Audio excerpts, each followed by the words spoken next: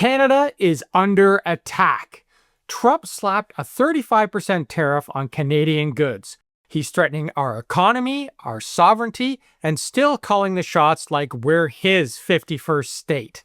And while Canadians fight back with counter tariffs and diplomacy, guess who just invited Trump over for tea and photo ops? Yep, King Charles.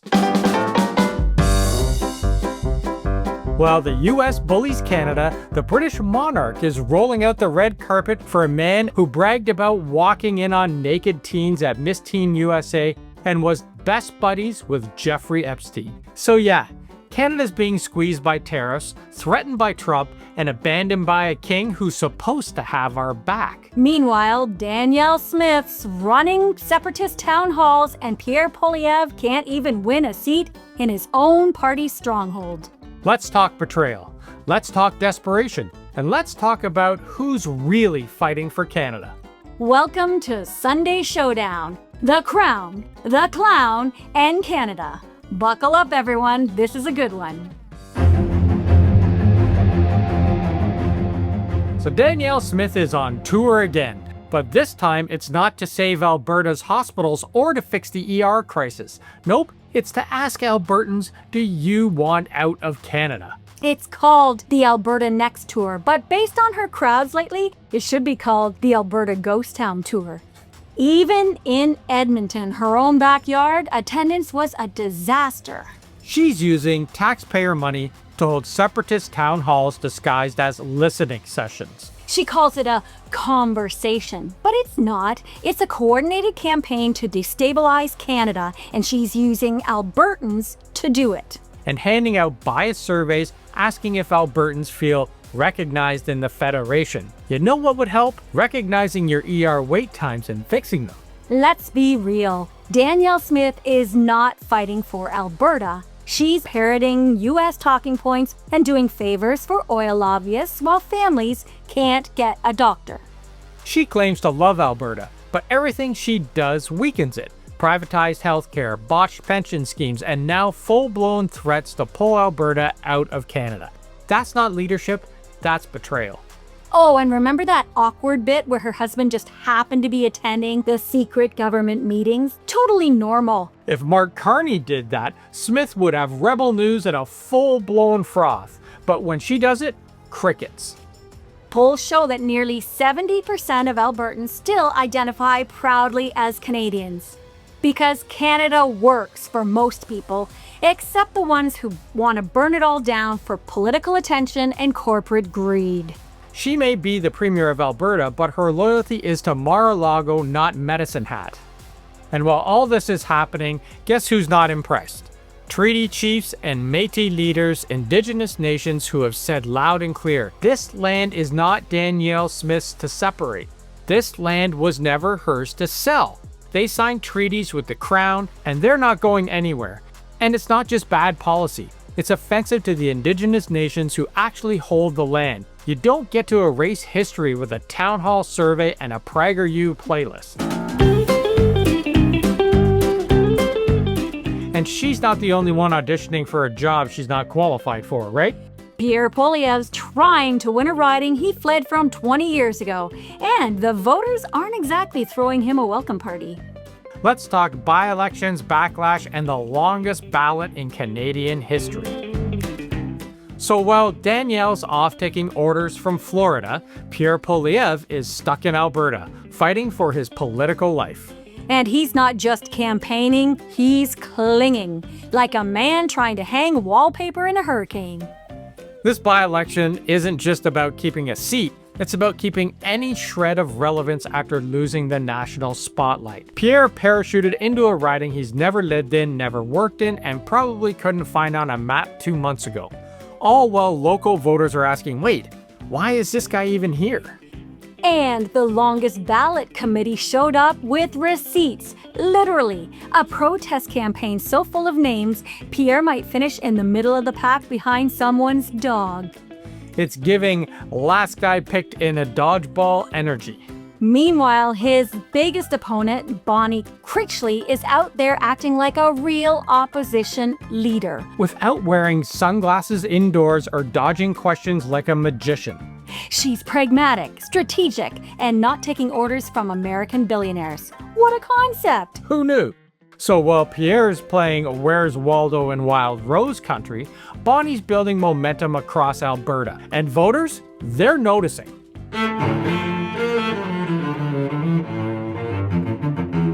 Okay, let's lay it out. Canada is under economic siege. Trump slapped us with 35% tariffs, he threatened to rip up trade deals, and there he is with that 51st state rhetoric again. And what does King Charles do? He's rolling out the red carpet for Trump at Windsor Castle. Again! A second state visit for a second-term president. That's not normal. That's not diplomacy. That's betrayal with tea and scone. Charles says he respects Canada, but apparently not enough to cancel lunch with the guy trying to annex us. At this point, I'd rather be ruled by King Ralph than King Charles. Let's talk about Charles's track record. His brother, Prince Andrew, stayed with Epstein after Epstein was convicted. There's a photo of him with Virginia Giuffre, who said she was trafficked to him when she was 17, and he paid her off in a civil suit. Prince Andrew was on the flight logs. Trump was in Epstein's little black book. He partied with him for years. He bragged about how Epstein liked them young. Let's stop pretending this is normal. Trump wasn't just friends with Epstein. He said he was a terrific guy. He's a lot of fun to be with. He even said that he likes beautiful women as much as he does, and many of them are on the younger side. Epstein believed himself to be Trump's closest friend. And with all the pictures of them together, it's hard not to believe that. Monarchists say the crown is just symbolic. Well, guess what? That symbol just sided with a wannabe dictator, an accused rapist, and a convicted felon, over 40 million Canadians. You want to know why survivors stay silent? Why justice never comes? Look at the invitations, look at the photo ops, look at the palace gates opening up for predators while victims get locked out. We are ruled by the same people who protected Epstein, the same people who protect Trump, and they'll keep doing it unless we call it out. This isn't about left versus right. This is about right versus wrong. First, Trump's team promised the Epstein files were sitting on Pam Bondi's desk just weeks ago. Then the DOJ suddenly said, "There's no client list. Epstein died by suicide. The conspiracy is over. Nothing to see here." Which in Trump speak means, yep, I'm on that list and he was killed during that mysterious missing minute of footage. Then Trump said, oh wait, it was all a hoax by Obama, Biden, and Hillary. Now he's shifting again. He'll release them, but only if they're credible. That's Trump speak for, I'll dump out whatever helps me and bury the rest in redactions. All the while, his MAGA crew is imploding. On Truth Social, he called his own supporters weaklings and stupid for still caring about Epstein. He's escalating.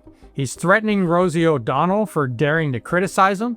He wrote, because of the fact that Rosie O'Donnell is not in the best interest of our great country, I'm giving serious consideration to taking away her citizenship. She is a threat to humanity and should remain in the wonderful country of Ireland if they want her. God bless America. And all he's tried to do is distract and deflect since this all came out. He has a vein illness suddenly. He's shouting about tariffs across the board to distract from his involvement in the Epstein files. This isn't strongman energy. This is flailing, and he's desperately trying to bury it under confusion and conspiracy. So here's where we are. The files, they're still sealed. His base, they're divided. His credibility? What credibility? There never was any credibility.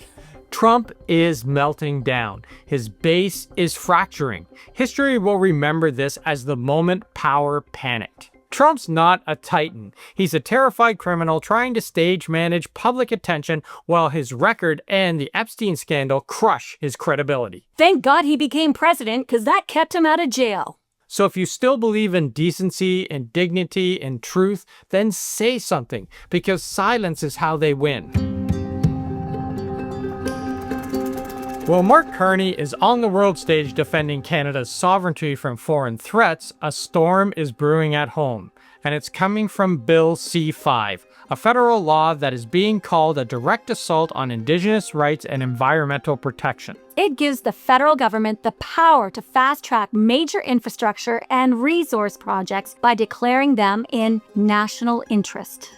Now that sounds patriotic until you read the fine print. Once a project is designated national interest, it automatically gets federal approval, even if local, Indigenous, or environmental reviews haven't been completed. The cabinet can override existing federal laws, including those that protect water, endangered species, and Indigenous treaty obligations. There's no requirement for Indigenous consultation. The government can designate a project first, then consult later, and still proceed regardless of the objections. Translation: Ottawa gets a shortcut to push through pipelines, dams, or mines, even on Indigenous land. Here's the uncomfortable truth. Mark Carney isn't just a climate economist or a reconciliation advocate anymore. He's the Prime Minister of a G7 country trying to stand up to a hostile superpower while keeping his country unified.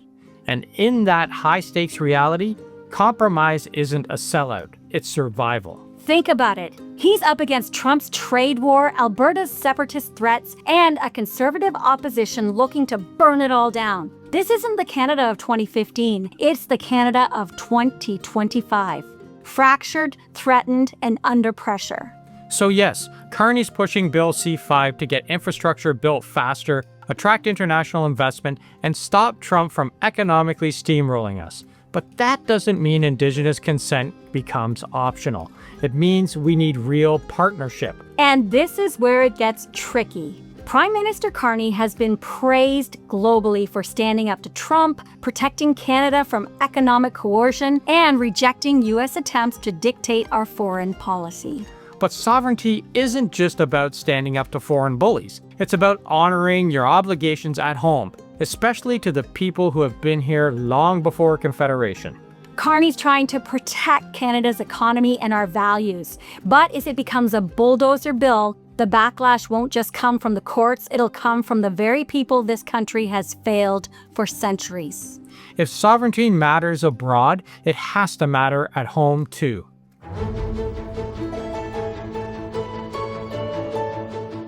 If you're tired of kings, clowns, and sellouts, don't just scream at your screen. Hit that like button, join the A-team for Planet D badges, highlighted comments, and a shout out in our credits.